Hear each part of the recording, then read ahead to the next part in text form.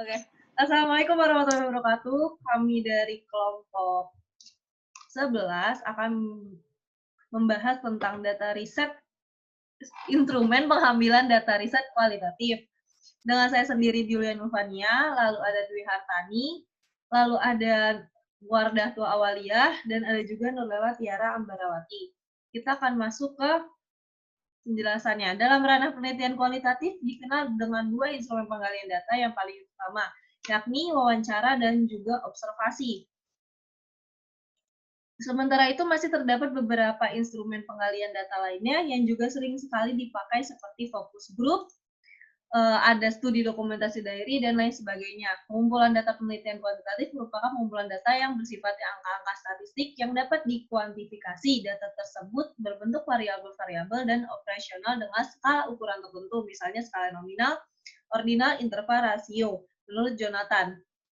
Lalu yang kedua, ada wawancara kualitatif. Ada beberapa persyaratan situasi dan kondisi antara umum dengan wawancara kuantitatif. Yang pertama ada membangun raport. Raport merupakan hal yang penting harus dilakukan oleh peneliti terhadap subjek penelitiannya. Raport didefinisikan sebagai proses mengubah wilayah personal menjadi wilayah publik. Artinya, hal-hal yang awalnya dipersepsi sebagai suatu yang sangat personal dan tidak layak diketahui oleh orang lain dengan subjek saling membina raport dan saling membuka diri. Lalu ada pendapat thirst. Thirst is a must. Dalam beberapa data yang akurat dan dapat dipercaya dari subjek penelitian, thirst adalah kunci utamanya. Thirst merupakan proses alamiah ketika seorang menerima dan dihargai. Thirst tidak dapat dimanipulasi dan tidak dapat mencapai kebutuhan waktu. Lalu ada perspektif emik. Ini merupakan sebuah perspektif yang berasal dari subjek. Segala hal yang digali dalam riset sepenuhnya merupakan sudut pandang. Lalu ada posisi tawar. Posisi tawar peneliti dalam konteks melakukan wawancara tidak sebesar subjek. Peneliti tidak bisa seenaknya memaksa subjek untuk melakukan wawancara pada waktu dan lokasi yang tidak ditentukan oleh peneliti. Justru, peneliti harus menyesuaikan dengan ketersediaan waktu subjek. Lalu ada yang kelima, ada fleksibilitas. Terdapat perbedaan kontras antara wawancara umum dan wawancara kuantitatif. Wawancara umum seperti wawancara kerja, interviewer memegang kendali sepenuhnya mengenai kapan wawancara akan dilakukan, berapa kali wawancara dibutuhkan, di mana lokasinya, kapan wawancara dinyatakan selesai, serta bahasan apa saja yang akan dibahas di pertemuan. Lalu ada bentuk-bentuk wawancara. Bentuk-bentuk wawancara yang pertama adalah wawancara terstruktur. Untuk wawancara terstruktur sendiri, lebih sering digunakan dalam penelitian survei maupun penelitian kualitatif. Wawancara ini terkesan seperti interogasi karena sangat kaku dan pertukaran informasi antara peneliti dengan subjek yang diteliti sangat minim. Beberapa ciri wawancara terstruktur yaitu: pertama, ada daftar pertanyaan dan kategori jawaban telah disiapkan. Biasanya, dalam bentuk pedoman wawancara atau guideline interview, interviewer hanya tinggal membacakan pertanyaan yang telah tertulis. Lalu ada kecepatan wawancara terkendali. Peneliti dapat melakukan simulasi terlebih dahulu sebelum melakukan wawancara dan mencatat waktu yang dibutuhkan selama wawancara. Dan subjek tidak perlu berpikir panjang untuk menjawab pertanyaan tersebut. Lalu yang ketiga ada tidak ada fleksibilitas atau pertanyaan atau jawaban. Pertanyaan atau jawaban hampir tidak ada. Peneliti maupun subjek sudah tidak perlu membuat pertanyaan ataupun jawaban lain dalam proses wawancara. Lalu ada mengikuti pedoman atau dalam urutan pertanyaan, penggunaan kata, dan tidak ada improvisasinya. Mencakup serangkai pertanyaan yang telah diatur dan disesuaikan dengan alur pembicaraan. Yang kelima, ada tujuan wawancara biasanya untuk menjelaskan tentang suatu fenomena. Digunakan dalam rangka untuk mendapatkan penjelasan saja dari suatu fenomena atau kejadian dan bukan untuk tujuan memahami fenomena tersebut. Lalu ada wawancara semi terstruktur. Wawancara semi terstruktur lebih tepat dilakukan pada penelitian kualitatif ketimbang penelitian lainnya. Yang pertama ada pertanyaan terbuka. Namun, ada batasan tema dan alur pembicaraan. Pertanyaan terbuka yang berarti bahwa jawaban yang diberikan oleh subjek tidak dibatasi sepanjang tidak keluar dari konteks pembicaraan. Yang kedua, ada kecepatan wawancara dapat diprediksi. Yang ketiga, ada fleksibel tetapi terkontrol dalam hal pertanyaan ataupun jawabannya. Pertanyaan yang diajukan bersifat fleksibel tergantung situasi, kondisi, serta alur pembicaraan. Lalu yang keempat, ada pedoman wawancara yang dijadikan patokan dalam alur urutan dan penggunaan kata. Untuk memprediksi waktu dalam berjalan wawancara, peneliti bebas mengimprovisasi dalam mengajukan pertanyaan sesuai dengan situasi dan alur alamiah. Yang kelima, ada tujuan wawancara adalah untuk memahami suatu fenomena. Untuk memahami suatu permasalahan tertentu, bentuk wawancara semi terstruktur sangat sesuai dengan penelitian kualitatif yang esensinya adalah untuk mendapatkan pemahaman dari suatu fenomena. Selanjutnya ada wawancara tidak terstruktur. Hampir mirip dengan wawancara semi terstruktur. Ciri-cirinya itu adalah, satu adalah pertanyaan terbuka, jawaban lebih luas dan bervariasi. Pertanyaan dan jawaban sangat terbuka, hampir tidak ada pedoman sebagai kontrol. Yang kedua, ada kecepatan wawancara sulit diprediksi. Kecepatan dan waktu lebih sulit diprediksi karena sangat tergantung pada pembicaraan yang kontrolnya sangat fleksibel dan lunak. Yang ketiga, ada sangat fleksibel. Maksudnya adalah di dalam pertanyaan dan jawaban. Pertanyaan dan jawaban yang diperoleh sangat fleksibel sehingga terkesan seperti mengobrol biasa. Lalu yang keempat, ada pedoman wawancara, sangat longgar untuk pertanyaan, penggunaan kata, alur pembicaraan, dan sebagainya. Pedoman masih tetap diperlukan, hanya saja tidak terdapat topik-topik yang mengontrol alur pembicaraan, tetapi hanya terdapat tema sentral saja yang digunakan peneliti sebagai contoh pembicaraan selama wawancara berlangsung. Yang kelima, ada tujuan wawancara adalah suatu fenomena. Terdapat kesamaan dengan semi terstruktur, yaitu untuk memahami suatu fenomena sehingga bentuk wawancara tidak terstruktur sesuai dengan digunakan dalam penelitian kualitatif. Selanjutnya akan dijelaskan oleh Dwi Hartani.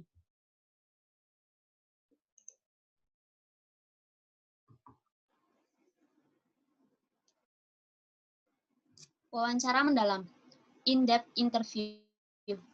Selain itu, dalam penelitian kualitatif juga memperoleh data dengan metode wawancara mendalam. Wawancara mendalam atau in-depth interview adalah proses memperoleh keterangan untuk tujuan penelitian dengan cara tanya-jawab sambil tatap muka antar pewawancara dengan informan atau orang yang diwawancarai dengan atau tanpa menggunakan pedoman. Wawancara di mana wawancara terlibat dalam kehidupan sosial inform menurut Rahmat 2009. Selanjutnya,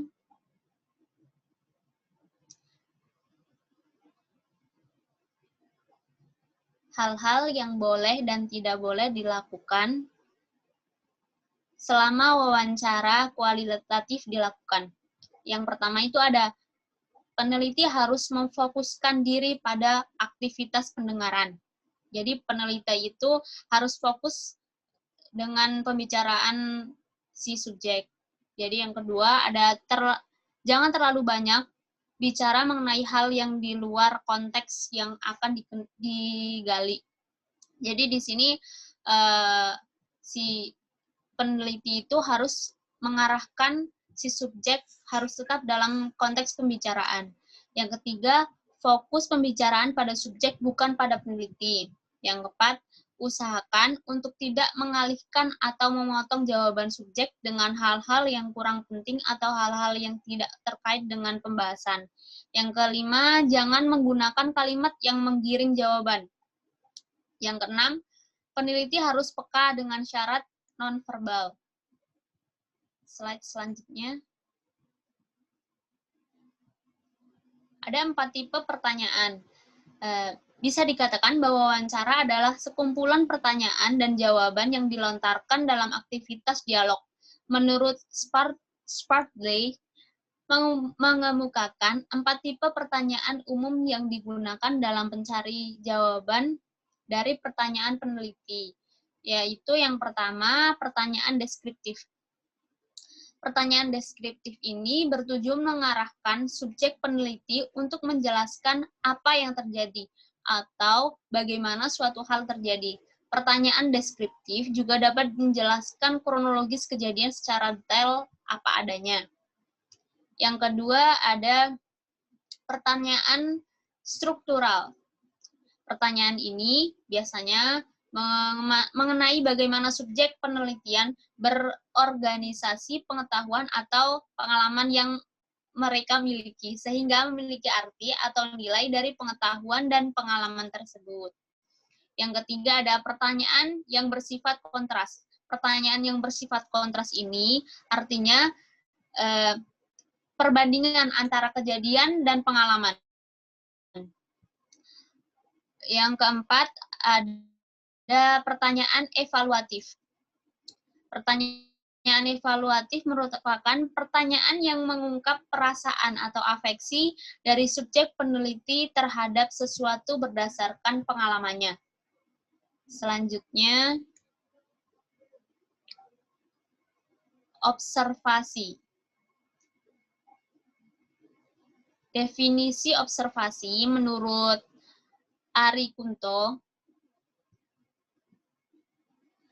tahun 2006 yaitu mengungkapkan observasi secara paling efektif adalah melengkapinya dengan format atau blanko pengamatan sebagai instrumen pertimbangan, kemudian format yang disusun berisi item-item tentang kejadian atau tingkah laku yang digambarkan. Dari peneliti pengalaman diperoleh suatu petunjuk bahwa mencatat data observasi bukanlah sekedar mencatat, tetapi juga mengadakan pertimbangan kemudian mengadakan penilaian kepada skala bertingkat. Misalnya, memperhatikan reaksi penonton televisi, bukan hanya mencatat reaksi tersebut, tetapi juga menilai reaksi tersebut apakah sangat kurang atau tidak sesuai dengan apa yang dikehendaki. Kemudian, dalam melakukan wawancara, selain harus membawa instrumen sebagai pedoman untuk wawancara, maka pengumpulan data juga dapat menggunakan alat bantu seperti tipe recorder, gambar, brosur, dan material lain yang dapat membantu melaksanakan wawancara berjalan lancar. Selanjutnya,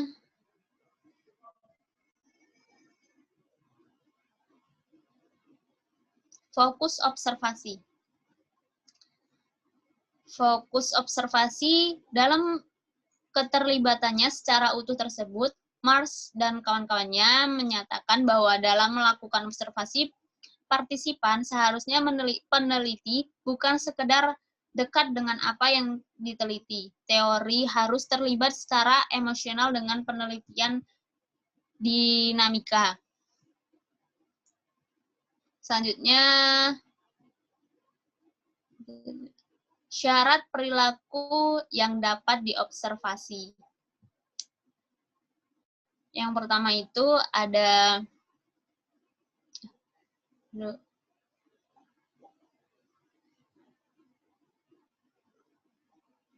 dapatkah melakukan observasi terhadap perilaku yang tidak nampak?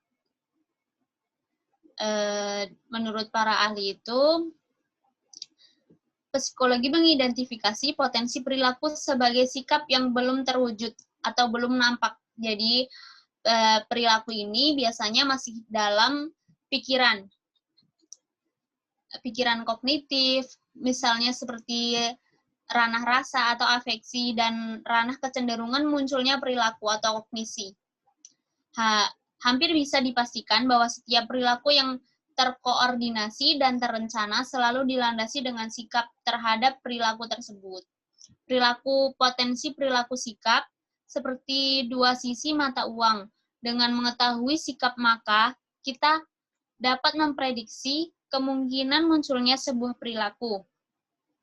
Begitu pula sebaliknya, dengan mengetahui perilaku yang muncul, kita dapat memprediksi sikapnya terhadap sebuah stimulasi atau objek sikap. Yang kedua ada, apakah perilaku yang tidak sengaja dijadikan objek observasi? Tentu ya bisa saja. Tetapi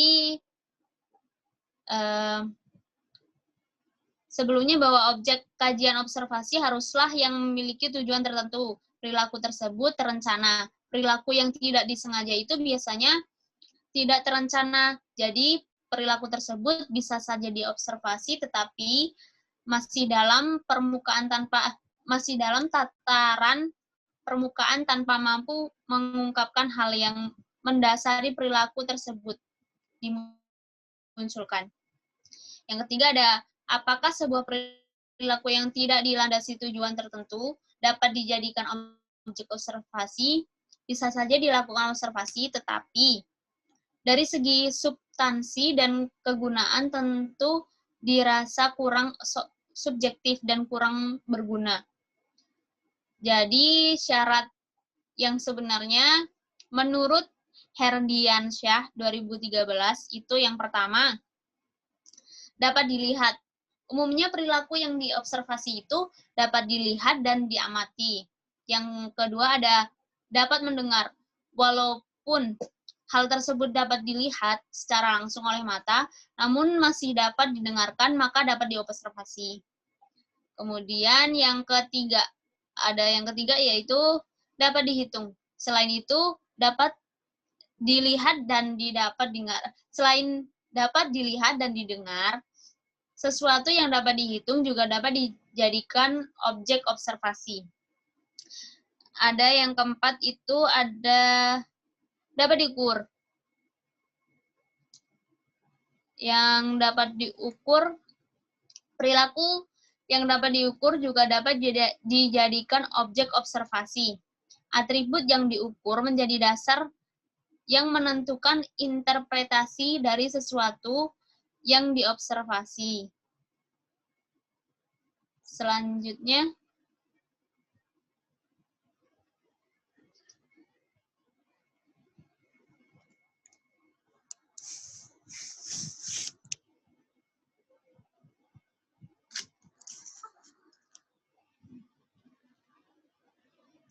akan dijelaskan oleh rekan saya Wardatu Alawaliyah.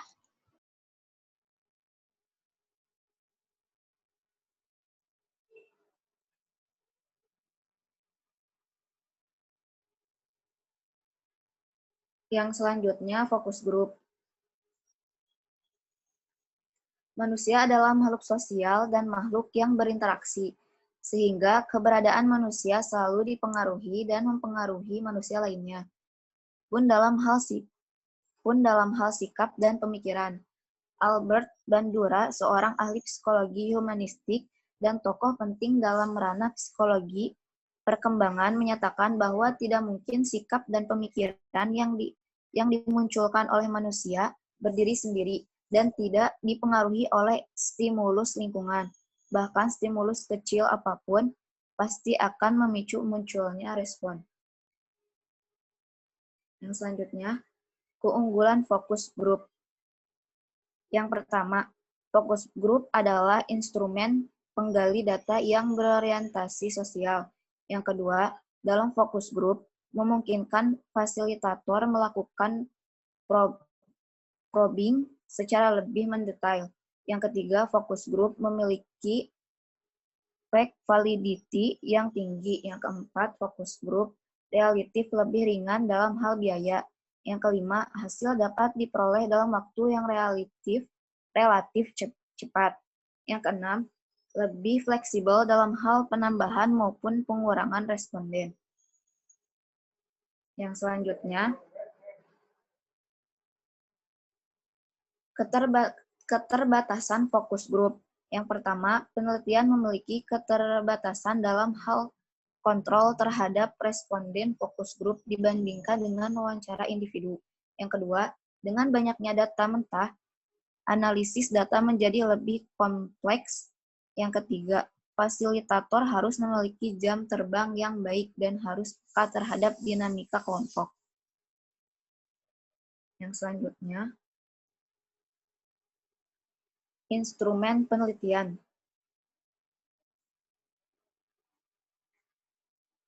Yang selanjutnya, menurut Guo, instrumen penelitian adalah pedoman tertulis tentang wawancara atau pengamatan atau daftar pertanyaan yang dipersiapkan untuk mendapatkan informasi. Instrumen itu disebut pedoman pengamatan atau pedoman wawancara atau kuesioner atau pedoman dokumenter. sesuai dengan metode yang dipergunakan dulu. Instrumen adalah alat atau 3 fasilitas yang digunakan peneliti dalam mengumpulkan data agar pekerjaannya lebih mudah dan hasilnya lebih baik, sehingga mudah diolah.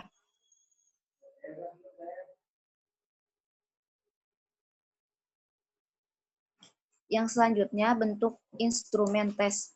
Berdasarkan sasaran dan objek yang diteliti, terdapat beberapa macam tes, yaitu yang pertama, tes kepribadian atau personality test, tes bakat atau attitude test. Tes ini digunakan untuk mengatasi bakat seseorang. Yang kedua, tes intelijensi atau intelligence test. Yang ketiga, tes sikap atau attitude test. Yang keempat, tes minat atau measure of interest. Yang kelima, tes prestasi atau achievement test.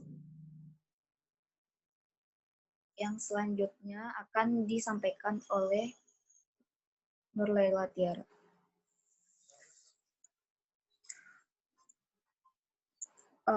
Yang selanjutnya, bentuk instrumen interview. Suatu bentuk dialog yang dilakukan oleh peneliti untuk memperoleh informasi dari responden dinamakan interview. Instrumen dinamakan pedoman wawancara atau interview guide. Dalam pelaksanaan interview dilakukan secara instruktur dan tidak terstruktur atau bebas. Secara bebas artinya pewawancara bebas menanamkan apa saja kepada terwawancara tanpa harus membawa lembar pedomannya. Syarat interview seperti ini adalah pewawancara harus tetap mengingat data yang harus terkumpul. Selanjutnya,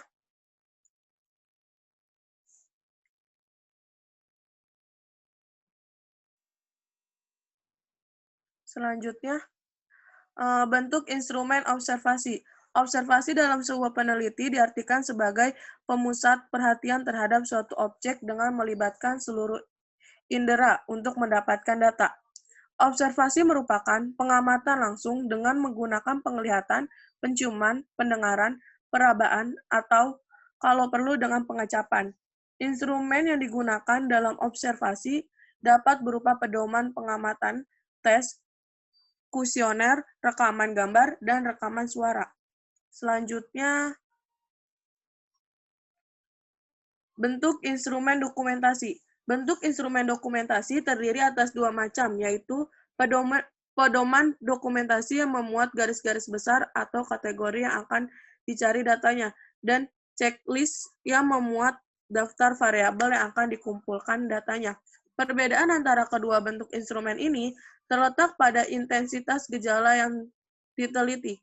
Pada pedoman dokumentasi, peneliti cukup menuliskan tanda centang dalam kolom gejala, sedangkan checklist peneliti memberikan tally pada setiap pemunculan gejala, menurut N. Cooper dan kawan-kawan. Selanjutnya, kriteria instrumen. Yang pertama itu ada kredibilitas. Kredibilitas itu suatu penelitian kualitatif dinyatakan kredibilitas jika ia menjelaskan uraian yang benar atau tafsiran tentang pengalaman manusia dengan benar, di mana orang lain yang mengalami pengalaman yang sama akan mempunyai tafsiran yang sama. Yang kedua itu transferabilitas. Transferabilitas merupakan istilah dapat menggantikan konsep generalisasi data dalam penelitian kuantitatif, yaitu sejauh mana temuan suatu penelitian yang dilakukan pada suatu kelompok tertentu dapat diaplikasikan pada kelompok lain. Yang ketiga itu ada dependabilitas. Istilah reliabilitas dalam penelitian kualitatif dikenal dengan istilah dependabilitas. Dalam kuantitatif, reliabilitas adalah derajat ketepatan ketelitian atau keakuratan yang ditunjukkan oleh instrumen pengukuran. Dan yang terakhir itu konfirmabilitas. Objektivitas atau konfirmabilitas dalam penelitian kualitatif lebih diartikan sebagai konsep intersubjektif intersubjektivitas atau konsep transparansi, yaitu kesediaan penelitian mengungkapkan secara terbuka tentang proses dan elemen-elemen penelitiannya, sehingga kemungkinan pihak lain atau peneliti lain melakukan penelitian tentang hasil-hasil temuannya. Selanjutnya, langkah-langkah penyusunan instrumen. Yang pertama, analisis variabel penelitian, yakni pengkajian variabel menjadi subpenelitian sejelas-jelasnya, sehingga indikator tersebut bisa diukur dengan penghasilan data yang diinginkan peneliti. Yang kedua, menetapkan jenis instrumen yang digunakan untuk mengukur variabel atau subvariabel dan indikator-indikatornya. Yang ketiga, penelitian menyusun kisi-kisi atau layout instrumen. Kisi-kisi ini berisi lingkup materi pertanyaan, abilitas yang diukur, jenis pertanyaan, banyak pertanyaan, waktu yang dibutuhkan.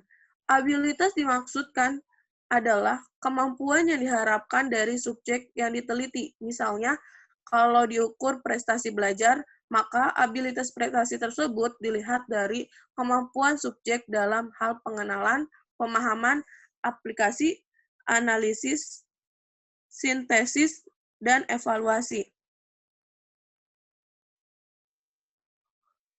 Selanjutnya, yang keempat itu penelitian penyusunan item atau pertanyaan sesuai dengan jenis instrumen dan jumlah yang telah ditetapkan dalam kisi-kisi.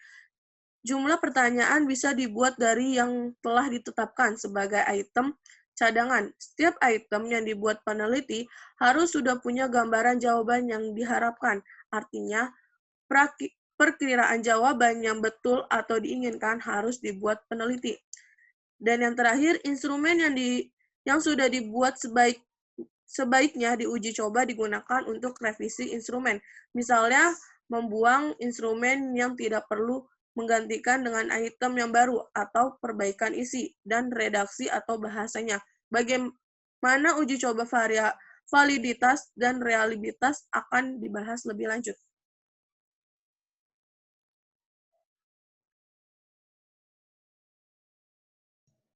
Sekian dari kelompok kami.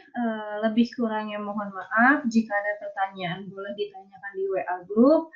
Wassalamualaikum warahmatullahi wabarakatuh.